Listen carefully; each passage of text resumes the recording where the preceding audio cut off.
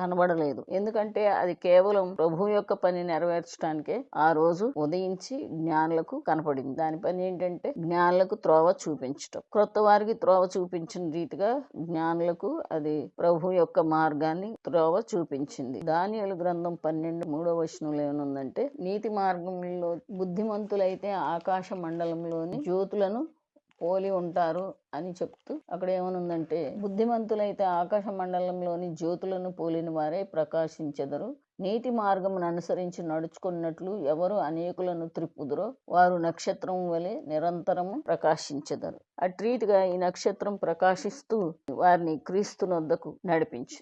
ప్రియ దేవుని బిడ్డ, నక్షత్రం గురించి వినిచున్న మనము కూడా మన జ్ఞానం ఎలా ఉండాలంటే ఒకరిని క్రీస్తునొద్దకు నడిపించేలాగా ఉండాలి. వారు జ్ఞానులు, మరి వారు వచ్చేటప్పుడు వాళ్ళతో పాటు కానుకలను తీసుకొచ్చారు, దేవుణ్ణి ఆరాధించారు. ఎలాగంటే ఆయన రారాజు అని వారు గ్రహించి ఆయనకు బంగారమును బహుమతిగా ఇచ్చారు. అలాగే ఆయన లోకమంతటి కొరకు పడబో శ్రమలకు గుర్తుగా బోళాన్ని ఆయనకు సమర్పించారు. ఆయన ప్రధాన యాజకుడిగా దేవునికి మనకు మధ్యలో మధ్యవర్తి ప్రధాన యాజకుని పాత్రను ఆయన నిర్వహించాలి కాబట్టి ఆయనకు సాంబ్రాణిని సమర్పించారు. మరి దేవుని దూత చేత రాజునొద్దకు తిరిగి వెళ్ళొద్దని హెచ్చరింపబడి వెళ్లకుండా మరి దేవుని మాటకు లోబడ్డారు. కాబట్టి ప్రియమైన దేవుని బిడ్డలారా, ఈ అంశాలను బట్టి మనం ఏం నేర్చుకోవాలంటే, దేవుని పరిచర్యలో దేవుని కొరకు మనం మరి వలె త్యాగం చేయాలి. దూత వలె దేవుని మాటకు లోబడి మరి యోసేపుకి మరియమ్మకి మరి వర్తమానాలు అందించింది. అలాగే గొర్రె కాపర్లు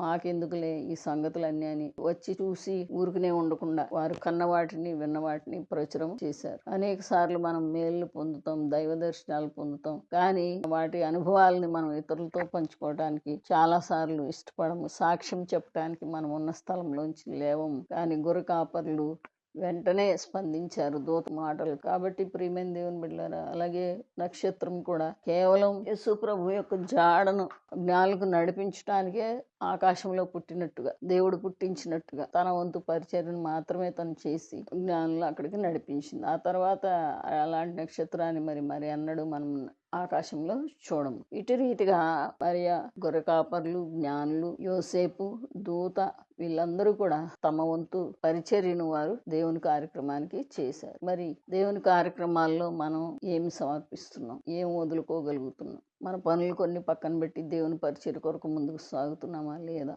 ఎలాగా దేవుని క్రియలను మనం ప్రచురము చేస్తున్నాము, ఇవన్నీ మనల్ని మనం పరీక్షించుకోవాలి. అట్టి కృప దేవుడు మనకు దయచేయును గాక. ఆమేన్.